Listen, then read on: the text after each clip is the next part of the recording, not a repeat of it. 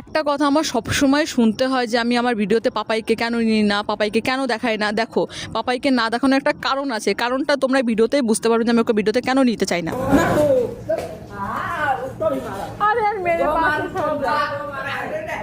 আশা করি অনেকেই বুঝে গেছে যে আমি পাপাইকে কেন দেখাতে চাই না আমার ভিডিওতে, কারণ ও আমার ভিডিওতে অনেক ডিস্টার্ব করে, অনেক কিছু, মানে ভিডিও বানাতে গেলে আমাকে ভিডিও বানাতে দেয় না।